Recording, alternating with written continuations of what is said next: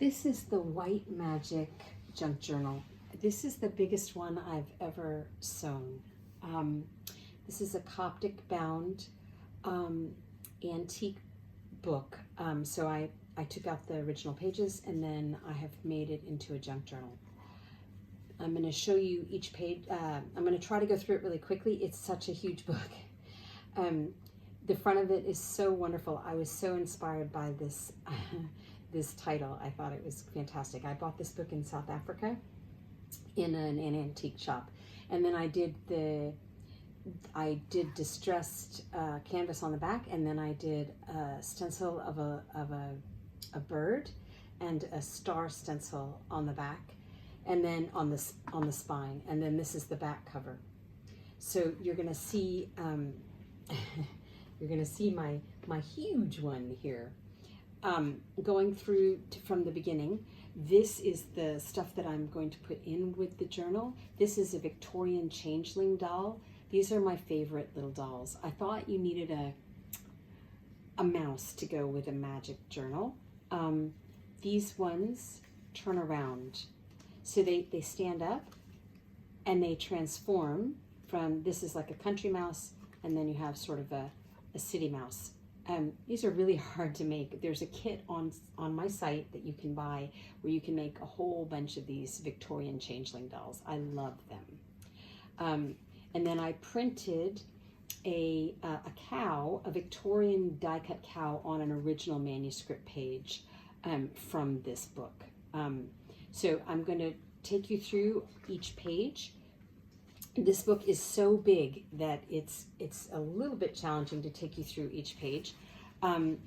This is, and these are the brass edges that I always put on my journals. You can have a look at those up close on the photos on the site. These are handmade cotton papers. This book is bound signature to signature. There's more than 40 signatures in this in this journal because it's such a big one. And it's very, very, very sturdy because it is bound to itself and not to the spine of the book. And I'll show you what the spine looks like in just a bit. This is handmade paper. I live in Shanghai, China right now. We're getting ready to move back to the US after a lifetime overseas. And this will be for sale then. But many of these pieces are upcycled material that I collect here in my very fancy Shanghai compound. So many of these bags are from Shanghai. I will point out special bags to you so you understand the history of this. I love craft paper. This is handmade cotton paper. This paper is super textured. This is just construction paper, but I love the color. This is a Mandarin, so this is a Chinese Kentucky Fried Chicken bag, and I just love it so much. So because I live in a compound with so many other people, I get to have access to all of their recycling. So I have this wonderful opportunity to collect really cool used commercial paper here in China, which I'm about to lose that, but I've been doing it for years and years, so I've got plenty of it. These are commercial bags that I've sewn into your journal.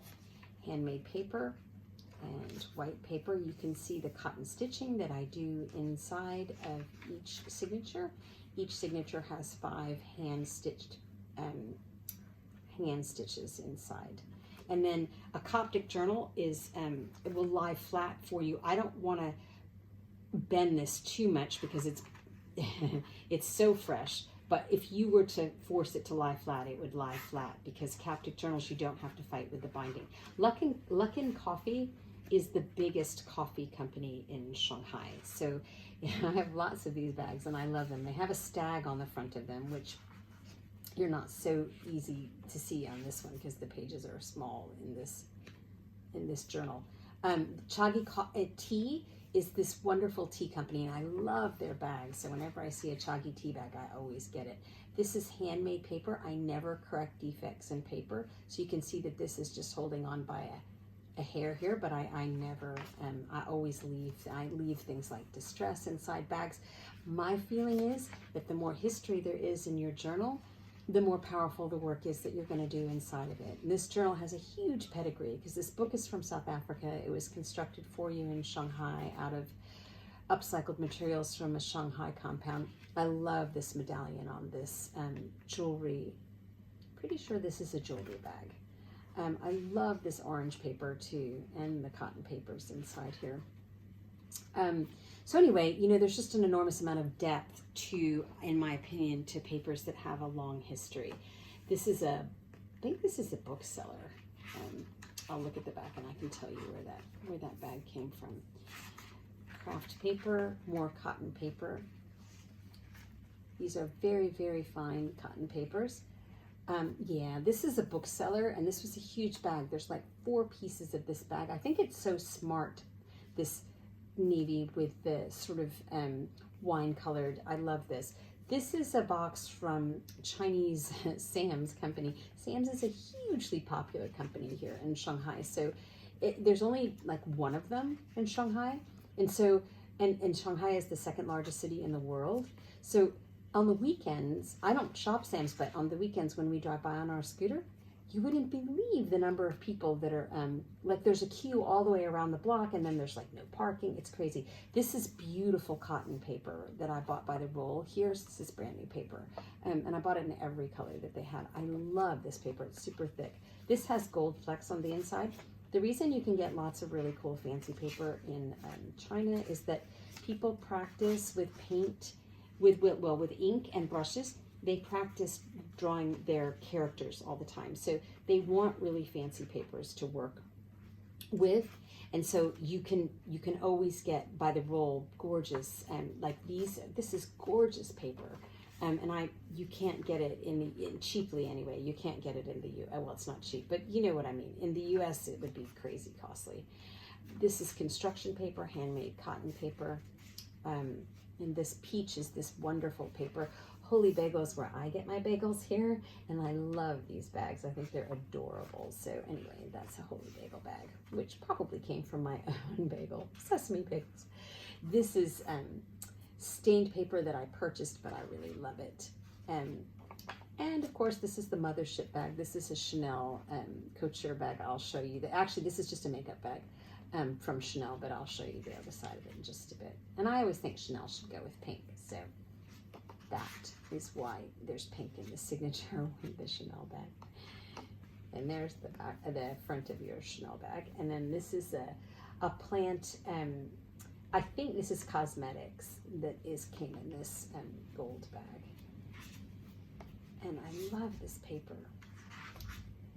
So more of this, and now this is more of that very, very, very heavy, fine art paper. I loved this bag. I had to work really hard to rescue this bag because it was really in bad shape. I might have repaired. No, I didn't repair that one. I'll show you repairs that I do. I repair bags all the time, and I leave staining inside of it. When I do found paper, I always leave the history on the paper. This paper has been sterilized with bleach, and then actually this is not a stain. This is a little hole. And I leave things like that in the paper just to give you a better sense of the history. And plus, of course, I think it's much sweeter to have things be themselves and not sort of artificial for you. So everything I do is going to have that feel to it that's, you know, super human. I live in the land of factories, so believe me when I tell you I'm not keen on factories. I love the birds on this dark green paper. And I think this is a bank, but I'm not sure. I can look at the other piece and tell you. I love this gold in this paper. This is one. Craft paper is actually my favorite. I love upcycling craft paper bags, but I can't always find them. This is a Starbucks bag from here in Shanghai. This is such a huge journal. So I just finished counting it. It's 816 pages. So it's crazy. I decided, oh, I wonder how big I can make this one, you know, since I was making the spine, because the book had a very small spine in it. And the spine was too compromised to use. And so I was like, oh, I'm going to make a spine. I left this little extra piece in here. Like, I do things like that all the time. Uniqlo is a Japanese company that's here in Shanghai, and everybody shops there, including me. They make great, like, warm underwear and stuff, and like like stuff that you want to snuggle up in, sort of. More cotton paper. Oh my God, this is going to take forever if I take this long with everything. This is what the spine looks like from the edge, and you can see, if you look carefully, you can see the duct tape that I used to secure the canvas to the back of the spine, and then you can have a better feel when you look at the pictures. But I wanted you to see the construction on that, so I left it very transparent for you. This is such a, I love this journal. I bought these. I love these fishy pages. They're so sweet. So this is vellum, and then it has fish printed on it. But it looks like fish paper to me. So this navy blue is such a, this is kind of a theme in the book, this navy blue, because I used a lot of navy blue in this book. This is a Louis Vuitton bag. I love Louis Vuitton. I can't shop there, but a lot of the people in my compound are exceptionally wealthy, and so I get these huge retail bags from Louis Vuitton and Chanel on the weekends when they've gone shopping. I'll show you the front of that bag in just a bit. That's the front of your Louis Vuitton. This is not a bag, actually. This is like the envelope that the staggeringly expensive receipt was in when I got this bag. The ladies and men who work here to clean up and tidy up after everybody in the compound are always save me the bags, because I'm the only fancy person in the compound that goes digging around in the garbage all the time. So they really like me, and they're really sweet to me, so they save all these bags. It takes me forever to process the bags to my satisfaction, because they've got to be absolutely perfect before I'm going to store them in my own little flat. My flat is really small. I have a huge number of bags in here. This is more of the handmade paper, and then you can see I should be going through this faster for you. I feel like I'm wasting your time. But I do want you to get a sense of the history of this book. That's the other part of my Holy Bagel bag. I recognize that bag. This has got gold and silver flecks on it. More pink paper. Pink is like one of my very favorite colors. Who doesn't like pink? And this is such a pretty bag. I love the graduated sort of silvery plummy colors in that bag. So, yeah, that's a jewelry bag. Luffolk is one of the huge jewelry retailers here in Shanghai. In Shanghai, they don't sell. In China, pretty much, you pretty much only buy pure gold jewelry. And so when you're going to a place like that, you're paying a fortune, because it's not 10 karat, 12 karat, 14 karat gold. It's 24 karat gold that you buy here in China. I love the patterns on this red bag. Craft paper. And the back of that bag, and purple construction paper. And I love purple connected to copper. I think it's such a pretty combination. You can see that, again, I don't correct defects in paper, so I leave stuff when it has a lot of humanity in it. I leave that humanity for you. Handmade paper, more of that book, that's from the bookstore.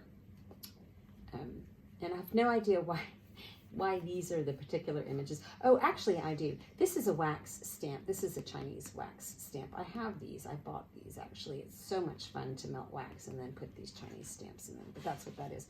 This is a doily that I sewed in here. I love these tea-stained doilies, so I put one in here for you because it was just the right size for this journal. So I decided, shoot, I'm gonna put you a little doily in there. I think this is great. This is a gift bag. Oftentimes, things are lost in translation, and of course, I would sound like a fool if I was trying to speak Mandarin, and so, you know, they're speaking English here on this bag, and it's kind of cute, because, I mean, an American bag would not say open it probably like that, but there it is. I like it that it says it. I like all of those sort of, I don't know if you'd call them errors, but plenty of humanity in the translations. You often see ridiculous translation. And in my lift, in the elevator that I used to come up to my flat every day, one of the signs on the elevator, I think what they mean is don't push on the doors, but what it says in big letters in my elevator is no slapping, which I'm like, oh my goodness, who's gonna get into an elevator and start slapping other people? be kind of a bad thing to do, I would think. This is very heavy watercolor paper. I really love that paper. I often use it to bind books. So, and I left the sticker on this bag. I thought it was fun to leave the sticker, so I did. This is, I think, this is a Japanese company. That doesn't look like Mandarin to me. That looks like Japanese, that name. So I'm pretty sure that's a Japanese company. I love these red bags. This is a page from the original manuscript that I sewed in, the table of contents.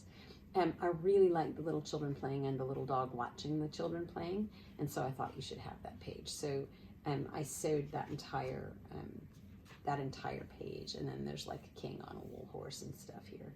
It's pretty adorable.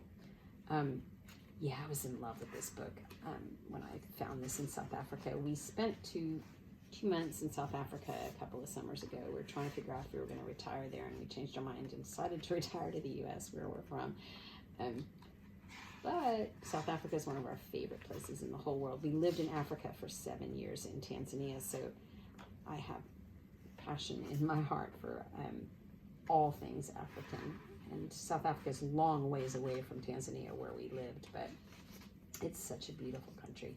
This is actually an antique piece of paper that I pulled out of a South African encyclopedia, and this was just like the frontis page for that encyclopedia, and I sewed it into this book because I liked it so much.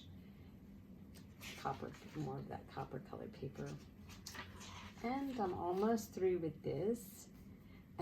Again, things are lost in translation there, which I really like. Pink paper, distress on that page. This has got a boat on the other piece of it that's in your journal. Black paper. But it seemed to me that it was important that you saw every page. And almost to the end. Manor Coffee is a huge coffee company here. I always buy my coffee at Peet's Coffee and Starbucks Coffee, but lots and lots of people in my compound get Manor Coffee deliveries. This is a tea company that's super popular here, and I love these little plaid bags. I think they're great. And this is left over from my son's, who's graduating next week from high school. And this is one of his math booklets that he didn't finish using, so he doesn't need it anymore.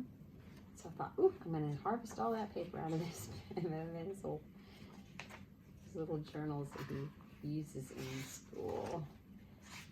All right, this is the back of your journal.